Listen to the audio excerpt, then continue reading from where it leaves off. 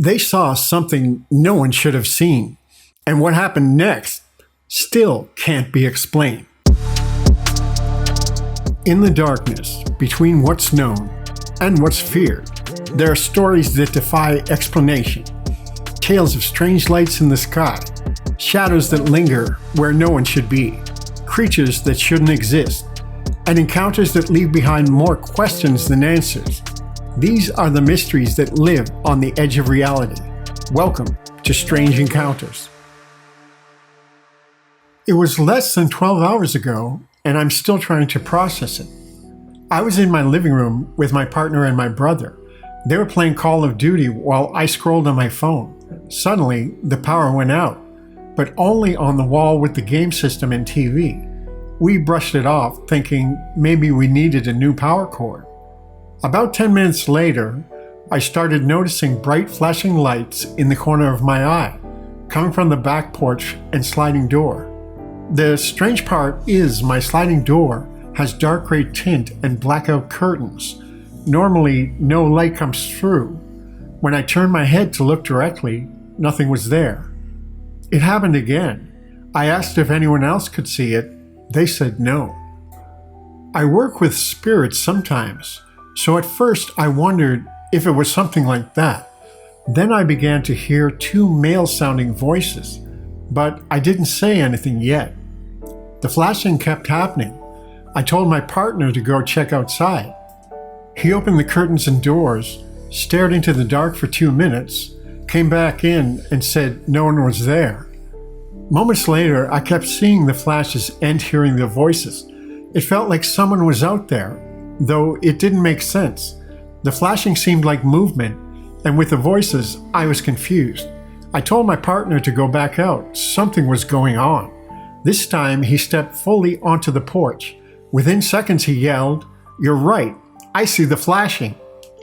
I ran out as he pointed to an orb in the sky, flashing a light bright enough to light up the area. We watched it together. It looked like a star, slightly bigger, with a flashing aura that switched between red and blue. It moved straight up and down. Living near a small airport, we see planes all the time, but this was not a plane. We even saw a plane in the distance crossing the sky normally while the orb moved vertically. We stayed on the porch about 5 minutes, talking about how it didn't feel like a plane, how the air itself felt different. Then suddenly, about 6 or 7 cars left the neighborhood, which is unusual because it's a small rural place. The first car's lights went out as it passed our property line. We heard it cut off and restart. Then the other cars all pulled out immediately after. My partner said he felt like we were in another dimension. Then something else came in from our left, flying fast and lower than the orb, with flashing red lights. When it got close, the orb began moving further away until it disappeared completely. As soon as it vanished, the bugs and frogs started making noise again. We realized it had been unnaturally quiet the entire time until that moment. Back inside, we tried to put on a movie. My partner heard an owl outside the front of the house. He opened the door and called me over. The orb was back, but now in front of the house, with a smaller one next to it, both with the same flashing aura. After about 5 minutes, we shut the door and went to bed, trying to process what had happened. I've had meditations and dreams with aliens before, but this was my first close-up encounter. When I saw the orb, I felt acknowledged, like it knew I was looking at it. When I heard the voices on my porch, it sounded like a couple of people just hanging out back there. Later that night, my partner and I both tossed and turned in bed. We dreamed but barely remembered them. Even stranger, both of my toddlers woke up at 3 a.m. to use the potty, something they never do. In meditation, I used to meet a specific ET who would show me all kinds of places, but I'd begun doubting myself and stopped. Now, after this, I'm rethinking everything. As for the orb itself, the middle part was white, and the flashing aura alternated between red and blue. In a recent dream, I'm pretty sure I even had a baby with an ET. but that's a story for another time. This was my first real-life encounter. I don't know what it means yet, but I can't shake the feeling that they were looking back at me. I was home alone one evening, waiting for my roommate to return with some furniture. I'd left the front door unlocked for him, then locked myself in the bathroom with my cat, planning a quick shower before he arrived. Everything seemed ordinary, until the doorknob started to turn. At first, I thought it was my roommate, but something didn't feel right. My cat's fur bristled, and she hissed sharply. That's when I heard it. Not words, but loud, strange, clicking noises. It sounded like an insect, magnified and twisted into tones no human could produce. My heart jumped. The clicking was followed by a series of bangs. At first, I assumed someone was trying to knock on the windows, maybe my roommate improvising a way in. But the sounds came from inside the apartment. My gut told me it wasn't human. Whatever this was, it seemed aware of our routines, almost as if it had been observing us. I realized it was trying to trick me. It wanted me to open the door. And when I caught on, it grew aggressive. The banging intensified, now echoing across the kitchen counters. My cat darted under the sink, trembling. I stayed frozen, paralyzed by fear, as the presence filled the room. It wasn't violent in a conventional sense. It didn't break the door down. Instead, it manipulated. It waited, reading my thoughts, reacting as if aware of my every realization. Minutes felt like hours. My pulse pounded in my ears. I had no choice but to remain silent, hoping it would leave. Finally, the noises subsided. The bathroom was quiet again, but my cat was still tense, glancing toward the door as if expecting it to return.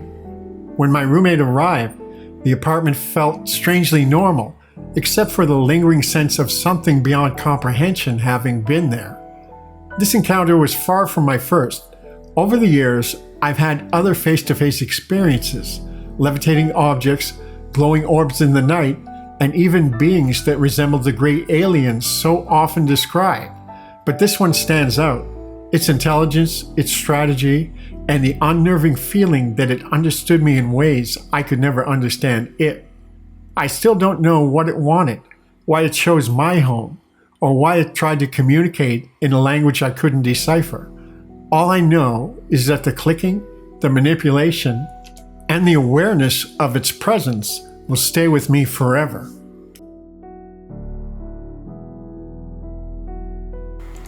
It was Thanksgiving Day 2022, a quiet, cold night along the Shenandoah River. The air was still, the water black and glassy, reflecting the faint glow of the moon. My best friend and I were standing at the river's edge, just talking, when everything changed. It was close to 11 p.m. when my friend suddenly pointed down the river. "Do you see that?" he whispered. At first, I thought it was just the wind stirring the trees, or a trick of the water. But then I saw it too, and my heart skipped. Coming toward us, moving impossibly fast over the river's surface, was a bird. But not like any bird I had ever seen before. This thing was massive, wings stretching out wider than a small airplane, its shape reminiscent of an eagle, but somehow older, more primal, like a creature pulled out of time. And it glowed. Not with feathers, but with light, a shimmering body of silver-white mist, each wing beat leaving a trail of glowing dust in the air. It wasn't just visible, it was luminous, ethereal, unreal. At first, it glided silently like a ghost. It swept down the river as if the water itself were guiding it. My friend and I just stared, frozen, neither of us daring to move. Then, without warning, the creature veered sharply and began flying straight towards us. Time slowed. The air felt electric. It was close enough now that I could make out details. The curve of its beak, its talons like blades of light, its head moving with intelligence. It didn't flap its wings the way normal birds do. It moved like energy, pulsing. Then just as suddenly it dove. About 50 feet from where we stood, the glowing bird swooped low over the riverbank and vanished. It dissolved like smoke, as if it had never been there at all. My friend and I looked at each other, our faces pale. "Did you see that?" I asked. He nodded, eyes wide. We both had, and in that moment, we knew we would never forget it. I've returned to that same spot again and again, hoping to catch another glimpse, but nothing. The Thunderbird, if that's what it was, has never appeared again. Yet, one sighting was enough to shake the foundation of everything I thought I knew about the world. Since that night, I've questioned what's real. I've noticed symbols and stories I used to ignore, old legends about sky spirits, protectors, and beings of light.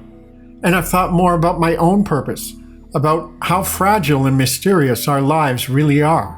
It hasn't made life easier, but it has made me more awake. I wonder, has anyone else experienced something like this? Did it change the way you see the world?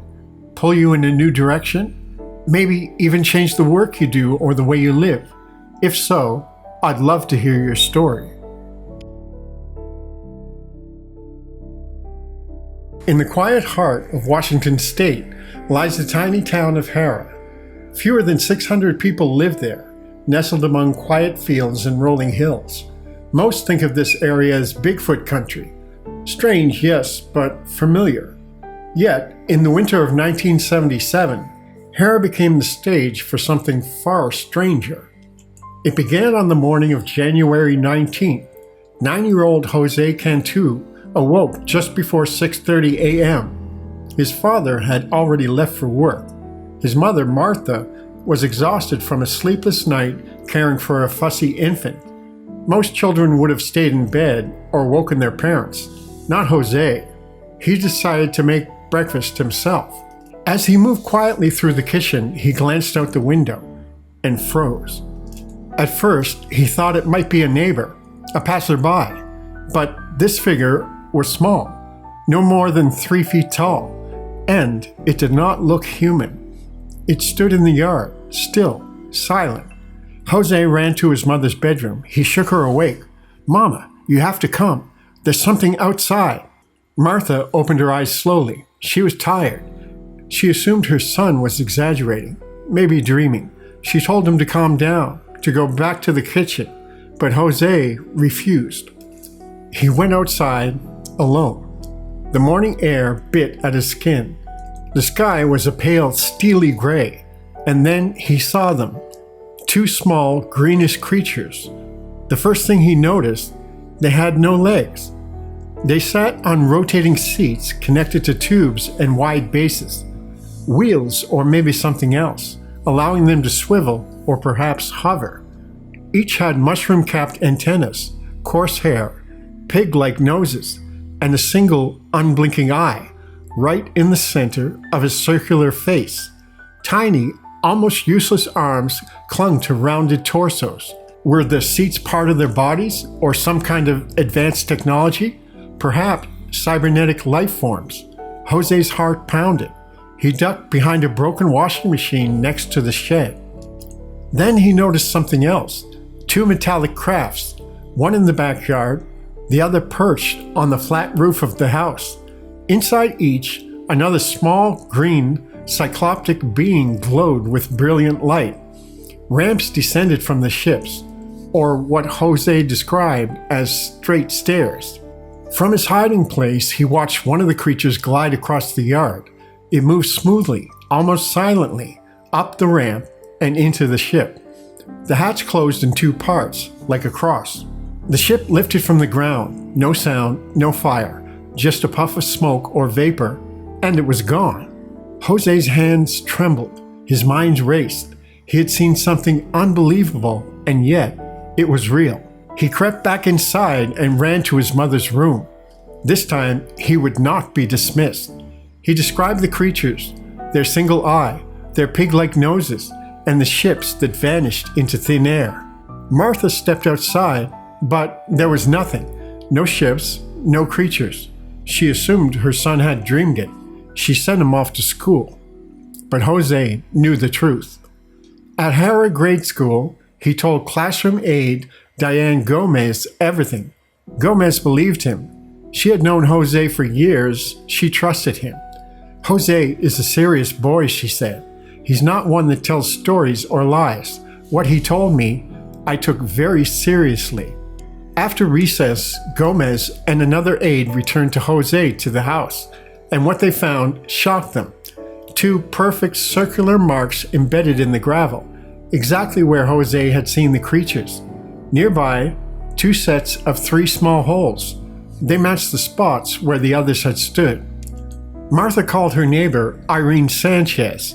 Sanchez and her brother had also noticed something strange, a circular impression visible from their own property, 10 feet in diameter. Together, they examined the yard. The grass in the center was swirled upward, the same mark the aides had seen, still visible. Jose's father returned home and saw the traces himself.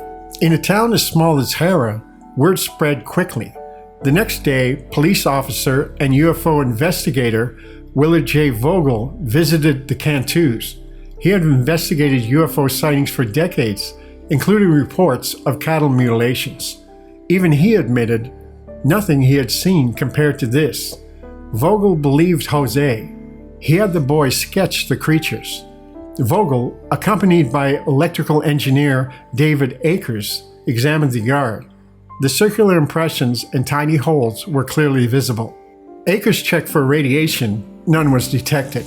Reports of brilliant lights in the region were confirmed. 2 days later, journalist Frances Story interviewed Jose. A translator accompanied her, skeptical but attentive.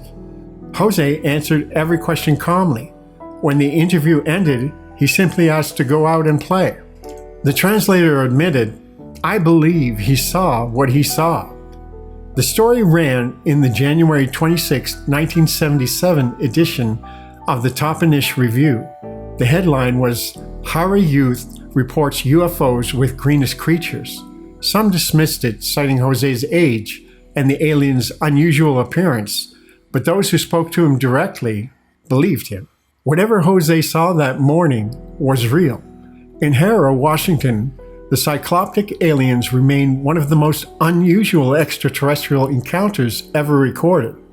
And for a young boy, the memory of that morning would never fade. Sometimes the extraordinary doesn't come from the sky. Sometimes it lands quietly in your own backyard. In the autumn of 1846, high in the Rocky Hills of Tennessee, a man digging for water made a discovery that would shock the nation. A discovery so unbelievable, many dismissed it as fantasy. But the witnesses who saw it swore it was real, and newspapers across the country called it a race of giants. The story begins with a man named Mr. Shoemail. On a crisp November morning, he was boring for water near his home, a hilltop in a rugged mountainous part of Tennessee. He expected to find a water vein, but what he unearthed lay 60 feet below the surface. There, buried deep in a hardened layer of clay that had filled an ancient cavern, lay a skeleton.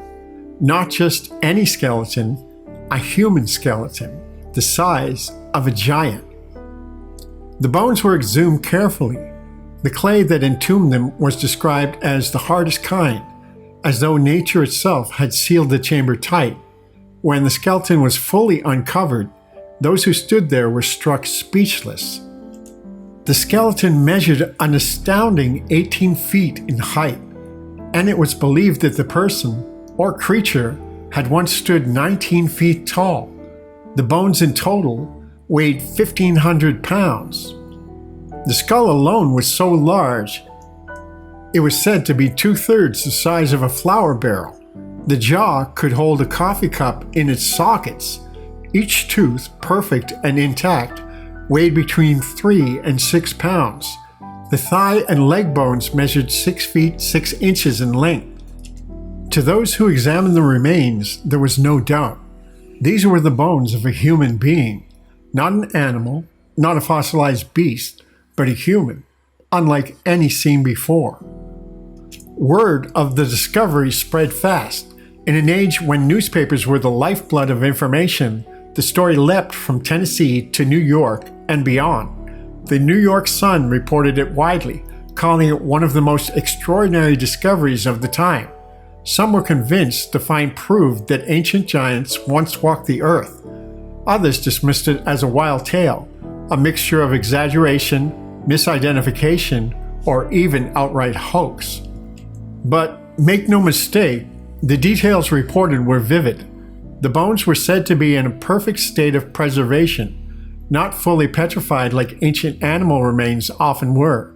Those who saw them firsthand claimed their skepticism vanished in an instant. And yet, as with so many mysteries of the 19th century, the trail goes cold. The skeleton vanished. No verified scientific record remains. No museum catalog, no photograph. Only the story and the newspaper articles that carried it. Whether hoax or truth, this story echoes a common thread woven through early American folklore. Tales of giants buried beneath our feet, stories of ancient races that predate recorded history, and relics that, once unearthed, seem to disappear as quickly as they emerge. So, what really happened on that Tennessee hillside in 1846? Did Mr. Shumail uncover evidence of a forgotten race of giants? Or was this just another tall tale born in an age of sensational headlines? One thing is certain. Even nearly 2 centuries later, this mystery still whispers through the pages of history, and sometimes whispers are louder than facts. The unknown never sleeps, and these encounters are just the beginning. Which mysteries haunt you the most? Share your thoughts below, subscribe for more, and join us next time as we step once again into the strange.